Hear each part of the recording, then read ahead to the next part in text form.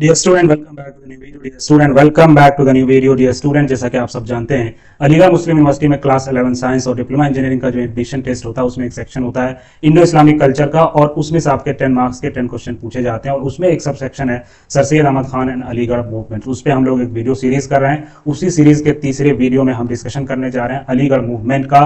और अच्छी बात यह है कि हमने ये सारी चीजें वहां से ली हैं जिस बुकलेट का रेफरेंस दिया है यूनिवर्सिटी ने, जो ऑफिशियल इस साल के लिए उन्होंने सिलेबस दिया है। तो आइए हम शुरू करते हैं। और अगर आप ये वीडियो यूट्यूब पे देख रहे हैं तो चैनल को जरूर सब्सक्राइब कर दीजिए वीडियो देखने के बाद, और वो दोनों वीडियो भी आप जरूर देखिए। और अगर आपको ऐसा कोई चीजें हैं, कंफ्यूजन है, तो आप कमेंट करके वो सारी चीजें हमसे आप पूछ सकते हैं। तो सबसे पहला पॉइंट, आप जैसा कि आप यहाँ पे देख सकते हैं कि क्या है ये, that is the important point कि अलीगढ़ मूवमेंट हम यहाँ बात करेंगे। अलीगढ़ मूवमेंट किस तरह की मूवमेंट है, इसका बैकग्राउंड क्या है, फिर इस मूवमेंट के जरिए क्या क्या चीजें की गई, और इसके जो मेन किरदार होंगे, the main character that will be sir Syed Ahmad Khan. तो I think you all know that कि 1857 was a turning point in India's history, or the separation of the revolt brought immense suffering to the all section of the Indian society and especially for the Muslims। historian ने लिखा है 1857 का जो revolt हुआ उसके वजह से India में जितने भी इंडियन थे सबको बहुत ज्यादा परेशानी का सामना करना पड़ा, और स्पेशली इंडियन मुस्लिम्स को। इसके वजह से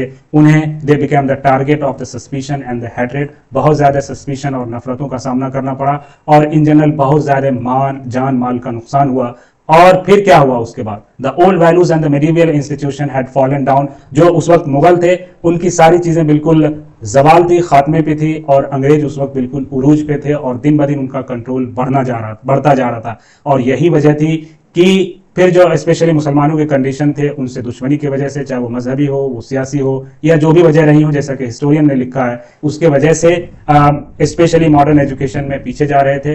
तो सर सैयद अहमद खान ने उस वक्त ये ऑब्जर्व किए, खुद जो है 1857 में वो खुद गवर्नमेंट जॉब में थे, और उन्होंने अपनी नजरों से बहुत ज्यादा नुकसान होते हुए देखा। और फिर बहुत ज्यादा उन्होंने सोचा कि ये जो कंडीशन बन गई है स्पेशली मुस्लिम लोगों का, दिन ब दिन हर लिहाज से जो भी उस वक्त कंडीशन था, इनको लगता था कि पीछे चले जा रहे हैं, तो उनके लिए क्या किया जाए। फिर उन्होंने बहुत सारी चीजें इस पे सोचा, और फिर उन्होंने कुछ पॉइंट्स अपने तरफ से और उस पे उन्होंने कोशिश करनी शुरू की। तो सबसे पहला उनका नजरिया ये था कि जैसा कि लिखा हुआ हिस्टोरियन ने, उनका ये कहना था कि अंग्रेजों से जो दुश्मनी है, to remove the bitter enmity which had arisen between the Muslims and the British for religious and political reasons, उस दुश्मनी को खत्म कर दिया जाए। और भी बहुत सारी चीजें थी कि उन्होंने फिर बहुत सारी अलग अलग, जैसे कि मैंने पिछले वीडियो में बात किया, अलग अलग कंडीशंस में किताबें लिखी, चाहे वो इस्लाम और बुनियादी वो चीजें थी कुरान और हदीस के बारे में उन्होंने अपनी तरफ से री इंटरप्रेट किया। और तो उनका अल्टीमेट मकसद ये था कि उनका फिर ये भी वो चाहते थे कि मुसलमान जो है अंग्रेजी तालीम की तरफ आए, जो मॉडर्न एजुकेशन है, जो साइंटिफिक उस वक्त जो चीजें चल रही हैं उसके तरफ लोग मुतवज्जे हों, ताकि वो जमाने के हिसाब से तरक्की कर पाएं। और इसी के लिए, इन्हीं सब चीजों के लिए वो अगले 40 ईयर्स, नेक्स्ट 40 ईयर्स 1857 के बाद, उनका इंतकाल जो है तकरीबन 40 साल के बाद होता है इस रिवॉल्ट के बाद। तो नेक्स्ट 40 ईयर्स इन्होंने जो है सारी अपनी जिंदगी इसी चीज में लगा दी कि कैसे मुसलमानों का जो ये हालात थे, जो भी उस वक्त स्पेशली इंडियन मुस्लिम के जो कंडीशन था, for the next 40 years of life sir Syed work tirelessly on the above lines for the betterment of the Muslim society. और फिर उन्होंने इसके लिए बहुत सारे काम किए, और इसी जो his mission for the regeneration of the Muslim society came to be known as the Aligarh movement. इसी को नाम दिया गया, जो उन्होंने कोशिश की, इसको नाम दिया गया अलीगढ़ मूवमेंट के बारे में। अलीगढ़ मूवमेंट इसको कहा गया। अब इसके लिए इस मूवमेंट में मेनली हम दो चीजों पे बात करेंगे, एक तो सोशल रिफॉर्मेशन, सोशल रिफॉर्म के बारे में बात करेंगे, और फिर दूसरा होगा special education specially for the Indian Muslim. अब सोशल रिफॉर्म, जैसे हमने पिछली बार हमने बात किया था पिछले वीडियो में उनका लिटरेरी कंट्रीब्यूशन में, तो उसमें हमने एक चीज का डिस्कशन किया था, that was you can see, हमने एक बात किया था, ये था आपका social reform was an important aspect of the Aligarh movement, and the principal organ of the Aligarh movement was the socio-religious reform organization, जो कि अब ये कह सकते हैं इसका स्टार्टिंग जब हम अलग से MAO कॉलेज के बारे में बात करेंगे तो वहां सारी चीजें आएंगी। तो इसका इन्होंने जो शुरुआत किया, अगर हम सोशल रिफॉर्म की बात करें तो उस वक्त मैंने पिछले वीडियो में एक नाम लिया था, एक इन्होंने मैगजीन शुरू किया था, और उसका नाम था, मुझे लगता है आप लोगों को याद होगा, दैट वाज द तहजीबुल अखलाक। और इसकी शुरुआत कब की गई थी? आई think you all know that it was started in 1870। तो ये सोशल रिफॉर्मेशन की तरफ से ये एक मैगजीन था। इस हम कह सकते हैं सोशल रिफॉर्म के अंदर इस मैगजीन ने बहुत बड़ा रोल अदा किया। इसके बहुत सारे मुखालफत भी, लोगों इसके अगेंस्ट भी थे, जो भी वजूहात रही होंगी, बंद भी हुआ, फिर दोबारा शुरू भी हुआ, लेकिन इसका अपने आप में तहजीबुल अखलाक का जो अभी भी हर मंथली ये मैगजीन आता है, इसका कहीं ना कहीं बहुत ज़्यादा रोल था। अब आगे चलते हैं एजुकेशन।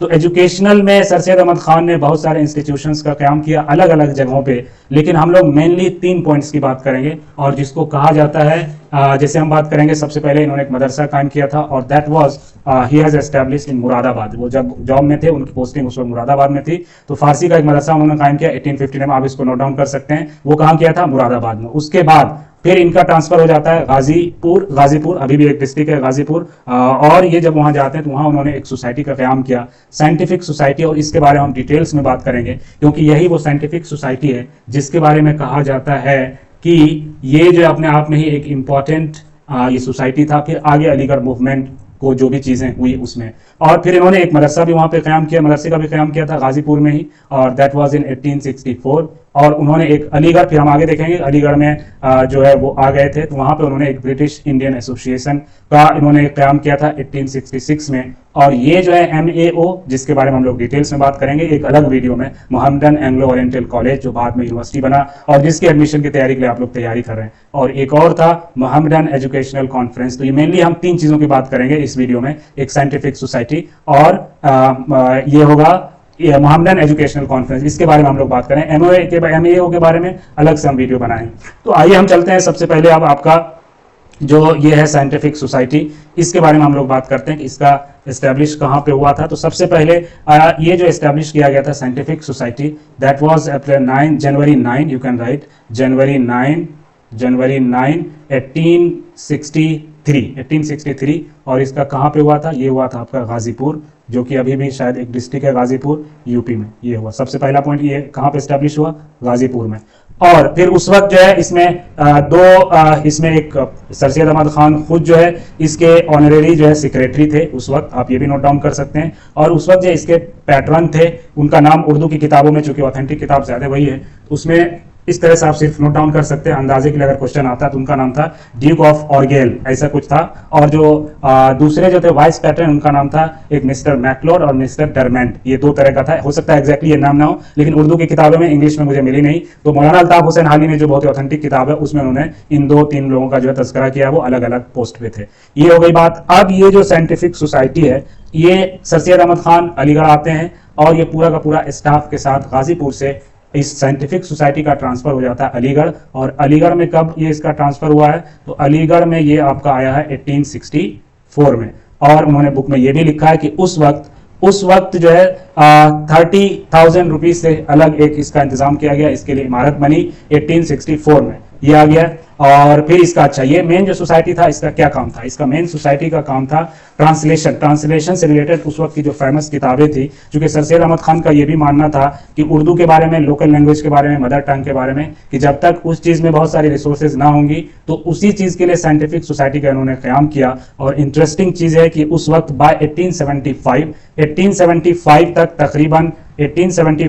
तकरीबन इस सोसाइटी के अंदर 27 बुक्स का जो है ट्रांसलेशन हो गया। By 1875 the society had translated and published 27 standard works on the different subjects from English into Urdu.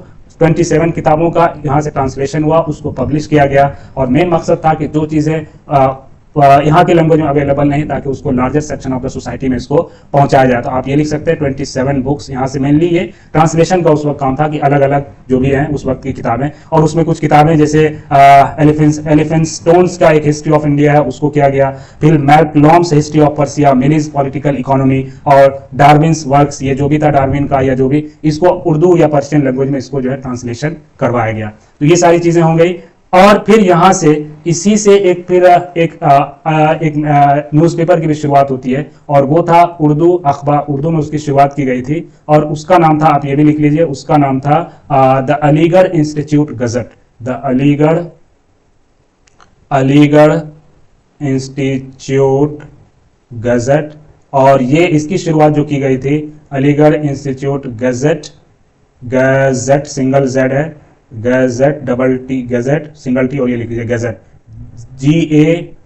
GAZETTE, Aligarh Institute Gazette. और ये उर्दू में एक अखबार था और इसकी शुरुआत की गई थी इसी सोसाइटी के अंदर, and that was started in, इसका एग्जैक्ट डेट इसका एग्जैक्ट डेट नहीं है, लेकिन इसका मैं अगले वीडियो में इसका कोशिश करूंगा, अगर इसमें मिलता है तो आगे सिर्फ इतना भी ये कर लेना कि अलीगढ़ इंस्टीट्यूट गजर जो अखबार था वो उर्दू लैंग्वेज में इसी साइंटिफिक सोसाइटी के जेर निगरानी इसकी शुरुआत की गई थी। तो ये कुछ हो गए बेसिक इन्फॉर्मेशन साइंटिफिक सोसाइटी के बारे में, जिसको आप नोट डाउन कर सकते हैं। अगला जो हमारा अब जो इन्होंने एक और चीजें कायम की थी, that was Mohammedan educational conference, और ये बहुत ही अपने आप में इंपॉर्टेंट है, जिसके बारे में भी हम कुछ इंपॉर्टेंट पॉइंट्स का डिस्कशन यहाँ पे करते हैं। सर से ये कब हुआ, ये हम आगे वीडियो में बात करेंगे। एमओआई कॉलेज 1877 में जो मोहम्मदन एंग्लो ओरिएंटल कॉलेज था, इसकी बुनियाद रखी जा चुकी थी, लेकिन Sir Syed Ahmad Khan has realized that only one college was not sufficient for the education of entire community, और उनको लगता था कि एक कॉलेज से क्या होने वाला है। तो उसके लिए उन्होंने क्या किया कि he felt the need of an organization which could take care of the educational need of Indian Muslims at the national plane। उनका ये इरादा था कि सिर्फ एक यूनिवर्सिटी उनका कायम करना नहीं था, बल्कि उन्होंने एक ऐसा सोचा कि हर जगह जहाँ जहाँ भी ज़रूरत है वहाँ इदारे कायम किए जाएँ, कॉलेजेस कायम किए जाएँ, या जो भी उस वक्त की जो भी सिस्टम था उस तरह की चीज़ें की जाए। उसी को मद्देनज़र रखते हुए सर सैयद अहमद खान ने ये 1886 में इन्होंने एक सेटअप किया, और ये जो था ये जो सेटअप मोहम्मदन एजुकेशनल कॉन्फ्रेंस, और ये 1886 में हुआ, और कहाँ पे हुआ, ये अलीगढ़ में हुआ। आपको इसको याद रखना है। तो अलीगढ़ मूवमेंट का जो मेन ये है कि सिर्फ एक जगह का नहीं, बल्कि स्पेशली जब उस वक्त की बात की गई थी तो पूरे नेशनल लेवल पे मुस्लिम का जो educationally specially Sir Syed Ahmad Khan का क्या था, blend of the traditional education and also the modern education, जो भी उस वक्त का साइंटिफिक और इंग्लिश एजुकेशन था उसको उन्होंने कवर करने के लिए एक प्लान किया, मोहम्मदन एजुकेशनल कॉन्फ्रेंस। और इसको all India Mohammedan educational conference भी कहीं कहीं लिखा हुआ मिलेगा। तो अलीगढ़ में 1886 में हुआ, और इन्होंने फिर यहाँ से बहुत सारी सजेशन आया for the make an assessment of the steps already taken, यानी क्या क्या हमने किया है, आगे क्या कर सकते हैं, किस तरह के कॉलेजेस और क्या क्या किया जा सकता है, इसके बारे में यहाँ पे सारी चीज़ें की गई। और इसका जो सबसे आप इंटरेस्टिंग चीज़ है कि उस जमाने में इसके जो कॉन्फ्रेंसेज हुए वो लाहौर में हुआ, कलकत्ता में हुआ, चेन्नई में हुआ, और मुंबई में हुआ, ढाका में हुआ, रंगून में और भी दूसरे जगह पे हुआ। और the efforts of the conference yielded result for far beyond the expectation, और इसके जो रिजल्ट आए वो उम्मीदों से कहीं ज़्यादा आए। और उसके बाद क्या हुआ कि मैनी एक्सेलेंट जर्नल्स, यहाँ से बहुत सारी चीज़ें जर्नल्स निकाली गई, पेपर्स और लेक्चर्स और इस तरह की चीज़ों को जो है पब्लिश किया। और सबसे इंटरेस्टिंग चीज़ ये है, इसका जो 24th सेशन था that was held in 24th session was held in Nagpur. और ये कब हेल्ड किया गया था, that was held in December 1910 में। और यही वो सेशन था जहां पे the step of passing a resolution that immediate steps be taken to prepare the ground for the establishment of the proposed Muslim university. और इसी कॉन्फ्रेंस में एक चीज़ें ये प्लान की गई कि कैसे ये कदम उठाए जाए कि वो जो MAO कॉलेज है कैसे वो मुस्लिम यूनिवर्सिटी में बदलेगा, जिसके बारे में हम अगले वीडियो में बात करेंगे। तो डियर स्टूडेंट, ये था अलीगढ़ मूवमेंट के बारे में। मुझे उम्मीद है कि आप समझ गए होंगे सर सैयद अहमद खान का क्या मिशन था और ये अलीगढ़ मूवमेंट का क्या मतलब है। अभी भी लोग इस तरह के काम और यूनिवर्सिटी खुद इस तरह की चीज़ें करती नहीं है, जिसी की वजह से अभी AMU का पिछले सालों में 2-3 अलग अलग जगह पे इसके कैंपस बने हैं। तो मिलते हैं हम आपसे नेक्स्ट वीडियो में। Thank you.